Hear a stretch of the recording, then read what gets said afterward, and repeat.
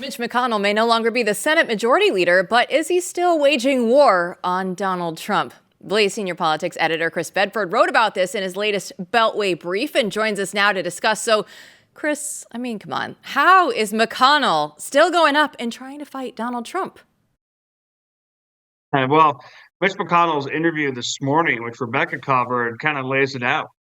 He thinks that MAGA and the populist foreign policy agenda that is being pushed by Trump, by Vance, by Tulsi Gabbard, by Pete Hegseth, is equivalent to those people who ignored the Nazis in the 1930s. It's a pretty insane rhetoric to be getting from who just a few weeks ago was the head of the Republican Party in the Senate.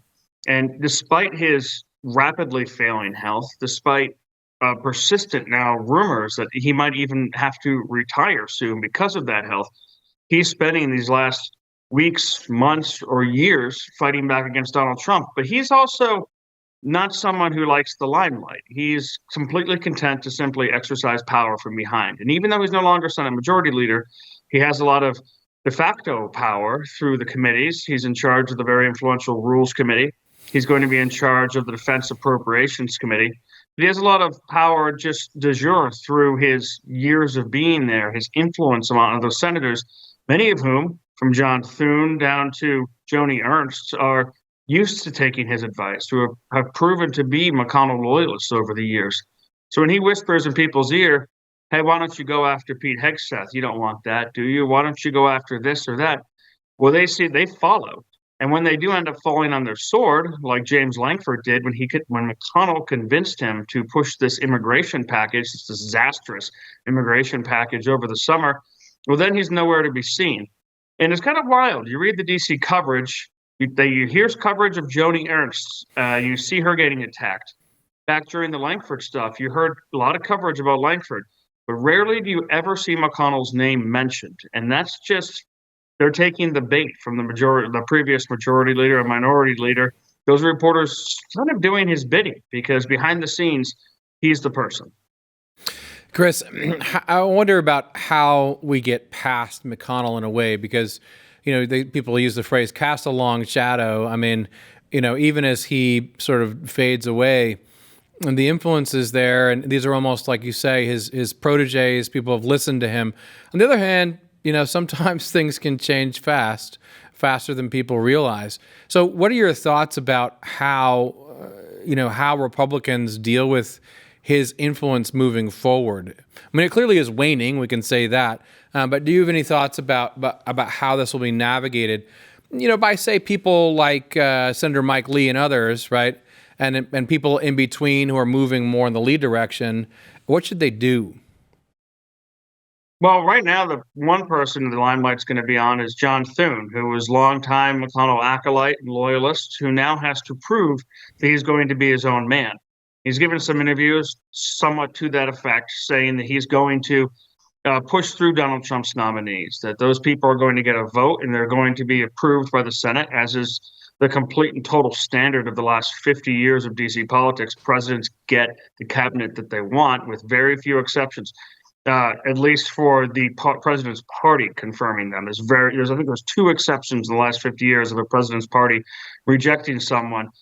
So that's going to be someone who the limelight's on. And I've got a piece I'm working on for around the Christmas holiday, but I'll lay out some of the stuff on how to actually get rid of McConnellism. One of his more powerful, one of his great abilities to spread influence in Washington, D.C. is his influence network that he creates through patronage. Mid-level McConnell staffers are throughout Washington, D.C. power circles, whether it's in the Senate or the House, or often in lobbying and outside groups. And that's a patronage network that only ought to be allowed to thrive if it's actually in accordance with what the Republican Party is trying to do. For years now, I would argue, but definitely now, it is not. But in order to actually really affect this sort of change, McConnell's going to have to push, I think, and come out of the shadows, which he might end up doing. If he becomes a Mitt Romney type figure, or even more radical than Mitt Romney, because usually Romney, despite his bluster, did vote with the GOP the vast majority of the time. If McConnell really does work to try and undermine Donald Trump at every turn, as he's signaled he will start to do, then they'll actually start to see some spirit in Washington to start saying, No, we're not hiring your guy. No, we're cutting off your guy. No, your fundraisers can't get in here. The network they have right now, the ability to walk into offices because they used to work for McConnell, that is something that will allow McConnellism, as it currently stands, to potentially outlive Trumpism. You need to have a series of carrots and sticks. So when you're a senator who is with the MAGA agenda, or you're talking about former administration people with Trump, you need to force other companies to hire them. I think we've talked a little bit about this here. It seems kind of swampy, and it certainly is. But if you're a lobbying firm who wants access to Republican candidates, Republican senators, and decision makers, then they're going to want to look at your roles just like Democrats do and say, well, who have you hired from the Democrats to say Pelosi's office or from the Biden administration, from the Obama administration? If you don't have those people on your rolls, then you're not going to be able to be talking to us. And that sort of swampy transactionalism is actually really, truly how you gain and maintain power even after you're gone in Washington. And it'll be important for a lot of the populists to kind of get on board with that. And I think more and more as it matures intellectually and in its understanding of power, you're going to start to see that from the Trump people. Yeah, I just hear this and I hear McConnell has a very large web that he has there in D.C. and the MAGA Republicans are trying to fight it out. But what we do know is that the MAGA Republican is right there in the presidency, right? On January 20th, Donald Trump is good enough right now to be named the Time Person of the Year from their magazine. And so he's going to celebrate by ringing the bell for the New York Stock Exchange tomorrow morning, according to 3 people that are familiar with the plans, according to Politico. So what do you make of this whiplash, though, that we see from Trump? He was a democracy-hating Hitler, and he was a convicted felon out there. And now he's going to be the Time Person of the Year. Once again, although, of course, it's worth mentioning that Time Magazine of the Year doesn't always go to people that they like. I think Hitler won it a few times back in his day, and they'll try to excuse it as that. But Trump's resurgence is completely different from his first arrival on the scene. When he first came, it was a shock, and people wanted to hope of it as an aberration. I read an article by an English columnist earlier today that referred to Donald Trump in 2016 as a symbol of American decline with the spray tan and the 80s look, something that was not taken seriously by Europe. You didn't see that at all when he went to Notre Dame in Paris, however. They realized that as far from a symbol of America's past and a last gasp of this country, he was a symbol of the future for this country and for a lot of leaders in the West who are the populists who are starting to rise. People are starting to realize that this is not just something they can push away, something that will last 4 years.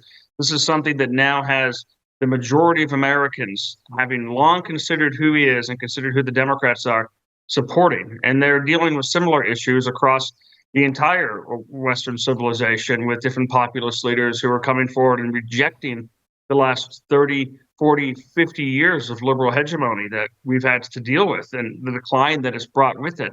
It's a much more mature movement.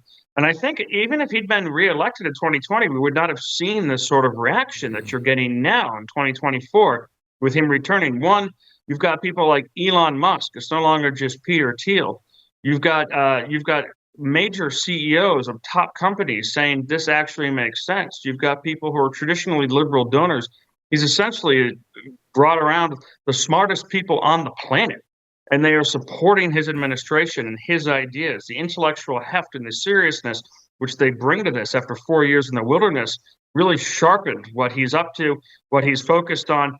You have J.D. Vance now waiting in the wings as opposed to just a couple of governors and potentials. This movement in those 4 years in the wilderness has really matured. And that's something that world leaders and domestic leaders are really going to have to deal with. And I think you've seen it in some of the reactions. You don't see quite the screeching in the streets. Black Lives Matter's moment is over. They can call for vigilantes in the streets of New York City, but for the second time now, because they came out during Obama, that murderous movement is on the fringes. It's on the out. When Google puts out its ad with a man dressed as a woman complaining about the color of their skin, that is fringe. That is weird. The American people have pushed beyond it, rejected it. Right now, you've got the Speaker of the House, Mike Johnson, who, despite his pedigree, is no culture warrior, has been much more of a people pleaser, out there saying that the National Defense Authorization Act is not going to fund sex surgeries for minors. And the Democrats who come out and defend it are on the peripheral. They're not actually getting the momentum that they used to get. Like we talked about last night, AOC's removed her pronouns from her bio. Penny is innocent. There's a real actual shift. And I think it's part of an acceptance that this movement has popular support and intellectual grounding and can no longer just be dismissed as an irritable aberration. Gosh, it's almost as if the adults are back in the room. I love this point. I even shaved for it, Matt. Oh, hippie no more. I need a haircut still. Although Same. I shaved my beard just in time to get stuck in the side of the Beltway in 40-degree freezing rain. I think that beard, which is why I come to you today dressed as 70s Sean Connery. I just came in the door after fixing that tire. But we have to deliver the news to Blaze News tonight. I was admiring the 70s Sean Connery. I think O.W. Root would agree that that's great. It's a great look. Look, Merry Christmas. This point you make is valid, and it's something I just think about a lot now.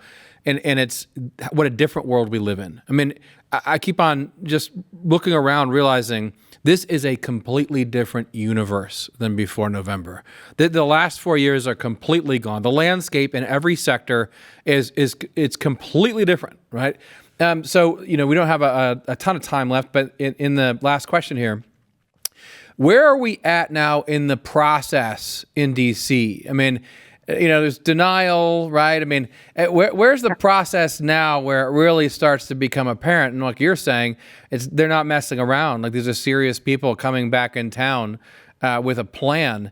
Where's DC at in this new landscape? Well, right before paternity leave, I wrote about how the last holdout to this new change and the sea change in the American electorate and the broader civilizational consciousness was the Republican Senate. There were a lot of people there who really did feel like they were untouchable, that they couldn't be hurt, that they have elections every 6 years, they get to do things at their own pace, and they can completely ignore the will of the American people on this. And well, sometimes that's actually a good part of the system. In this case, they were reading from the completely wrong songbook. And this battle over the last week and a half with McConnell acolyte Joni Ernst really highlights that. And her falling, and figuratively, and at the same time, McConnell falling literally, and the failing health of the last serious opposition to Donald Trump from within his own party, I think is where we're headed. What we're seeing over these next couple months is the battle for, we already know who won the presidency, but for who controls actual Washington, D.C. Senator J.D. Vance was able to make a really big impact, an outsized impact in his few short years as a junior senator. And he's bringing his team, for example, to bear, people who are experts. And they've got a maturity about them. Whereas previously conservatives, I think, made a lot of foolish decisions in Washington. They would write press releases about all the money that they returned to the Treasury, when in fact, Congress is not the spender in Washington, D.C. It's the executive branch. Congress should double its budget and double its salaries and get top-notch people who are not afraid to use power to actually try to change the federal government into positions. And that's what they're working on now. And hopefully that reawakening and that comfort amongst conservatives with wielding the tools of government, the weapons of government, to actually try to establish themselves and not just tinker around the edges like we have for decades, but make real changes and defend them. That's what we're starting to see. And I think it's going to be a Merry Christmas, Matt.